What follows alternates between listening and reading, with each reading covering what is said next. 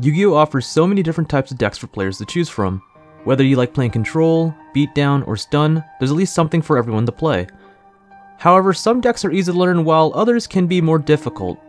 Being able to learn and play a deck is one thing, but only a few can say they've mastered a deck. Giving myself 1 month's time, using what I know about the deck, and a little bit of luck, I'm going to complete a set of different challenges to prove I have what it takes to master a deck. You guys are watching Yu-Gi-Oh! Road to Mastery.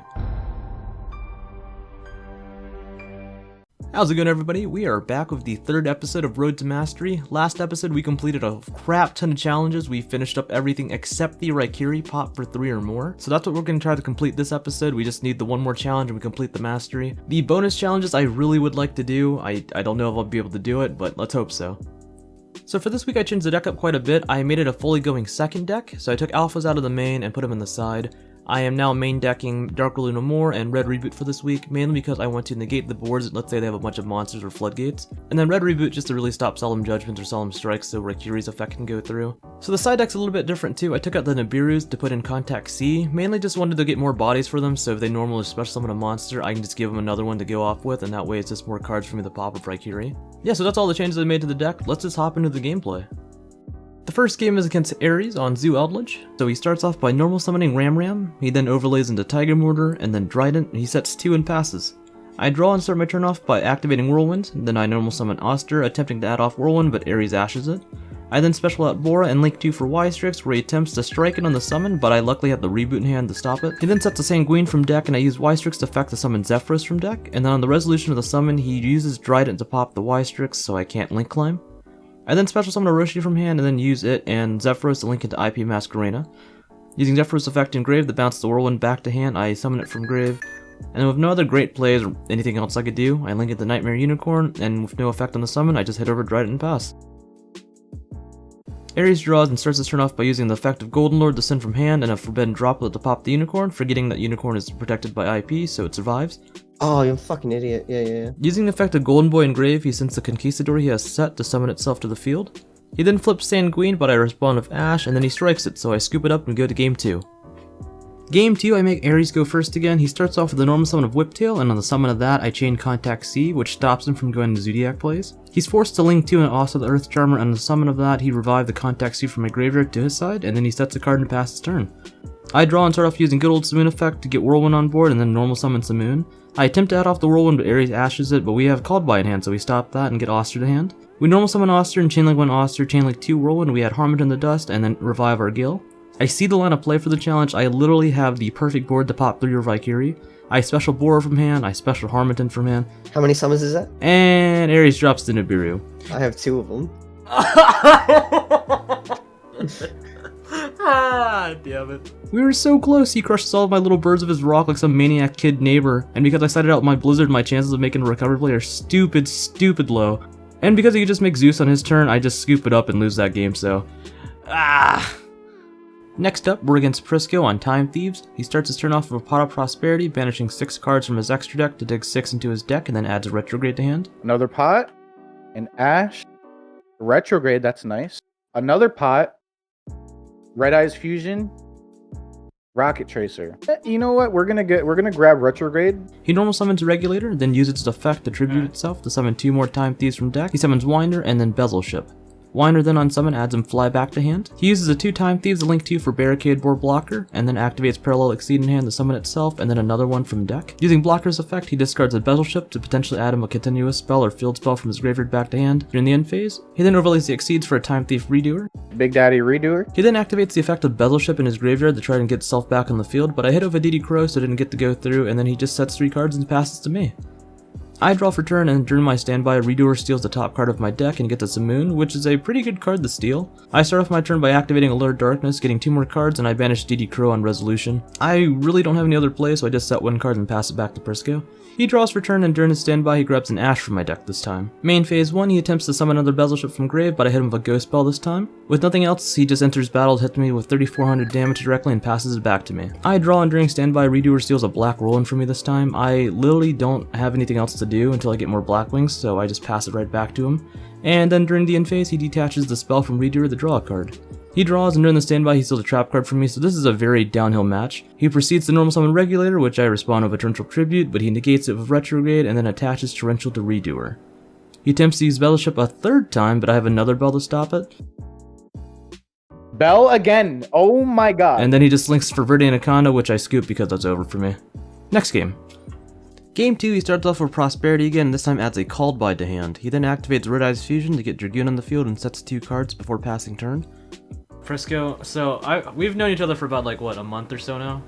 Yeah. I've never really gotten a chance to talk to you. Have I ever asked you a question? Like an actual question? How do I feel about turtles? How do you like sea turtles? I fucking know. Yeah, dude. You just gotta love Gamma Seal. I then activate Allure of Darkness, but Prisco ashes it, which is good because I can then activate Simoon, banishing Harmington for cost, and will allow my Search for Whirlwind to go through. I then add Oster to the hand and then normal summon it, chainlink 1 Oster, chainlink 2 Whirlwind to add me a Roshi from deck, and then a revive Harmington. Using Harmington's effect when it's summoned to target Oster and make itself a level 6, I then special summon a Roshi from hand.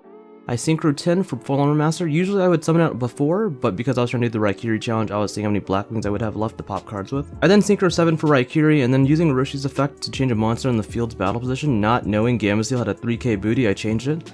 But I just wanted to do it for fun because I've never used that effect before. Using Raikiri's effect to target and pop a card in Prisco's back row, he responds by activating the card I was trying to destroy, which is Quick Launch. Quick Launch then gets him a Silver Rocket to the field. I use Oster's effect to engrave the banish itself and place wedge counters on all of Prisco's monsters and seal my own Gamma Seal back.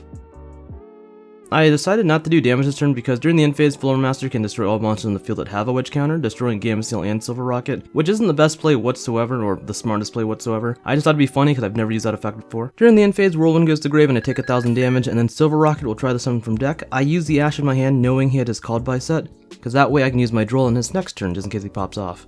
So Ash gets negated and then Rocket Tracer comes out. Prisco draws and starts by linking off Tracer for Striker Dragon. Striker Dragon then adds him a Boot Sector launch, and on the resolution I Droll him here just in case. He then uses Striker Dragon's other effect to pop itself and then add Tracer back to hand. He then normal summons Time Thief Regulator and uses its effect to tribute and summon 2 more from deck, Bezelship and Corona Quarter. He then uses them to link 2 for Lambda and activates Parallel Exceed in hand, so Prisco just keeps on extending. He then overlays the Exceeds for a Redoer, and then using the Bezelship engrave, he revives it and gets it onto the field. Prisco then uses Redoer to banish itself, and on resolution, chainlink 1 Lambda to add Gamma during the end phase, and then chainlink 2 Corona Quarter engrave to summon itself back.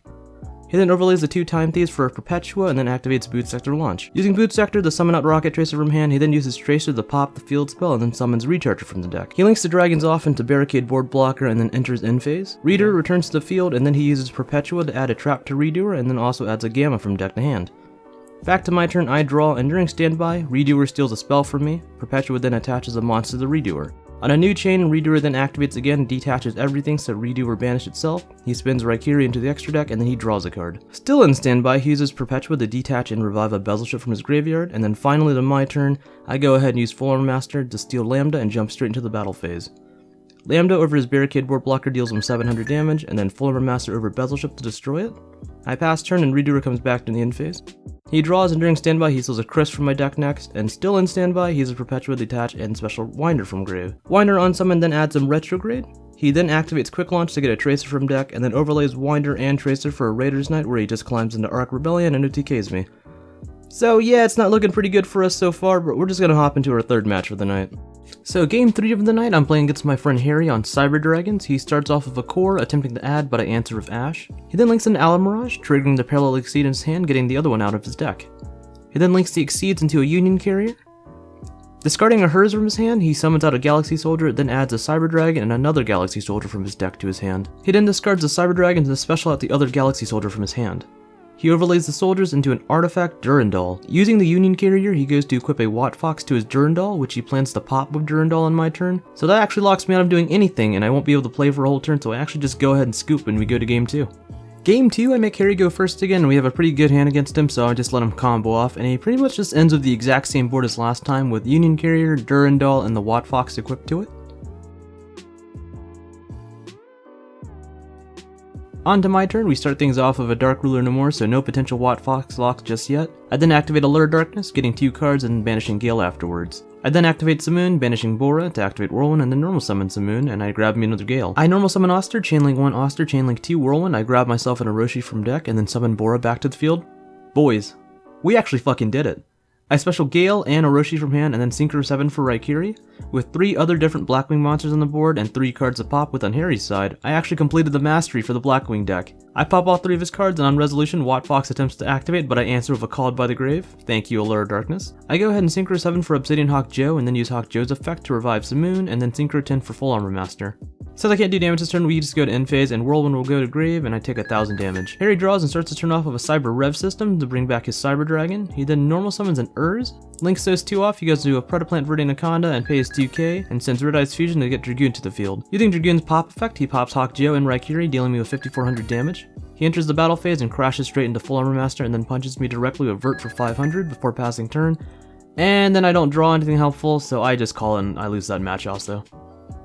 This episode is a little bit weirder than others. I actually didn't win any of my matches, unfortunately, but I did complete all the challenges for the Blackwing deck at least. I finally got the Raikiri pop for 3, so we were finally done with the first deck of the series. I honestly thought the Full Armor Master Steal 2 monsters in one game was going to be the hardest one to complete, but luckily we got that one out of the way pretty early, and actually in the second episode too, so that was really nice. So I actually did complete one of the bonus challenges before. I was able to resolve and activate all 3 Black Whirlwinds and then add 3 Blackwing monsters off of it. I just wasn't recording that match. I was playing against Virtual World, and I just didn't want to record Virtual World because saying all that and then voiceovering that at the end was going to kill me. But here's photo evidence, I guess. My friend sent me a photo of watching our match, so if you guys want to count that, you can. I decided not to for the whole, or for the official part at least. But yeah, I hope you guys really enjoyed the very first bit of Road to Mastery. There's going to be a lot more decks to go through and just a lot more fun to have. I'm currently thinking of a second deck, but I might be waiting till after the March ban list just to kind of see what we can work with or what else you guys would like to see. Thank you guys for watching the series, and make sure you guys keep an eye out for my official Blackwing deck profile coming out pretty soon. Don't forget to join my Discord server, link in the description below there, and make sure you guys like and subscribe too. I'll catch you guys in the next one.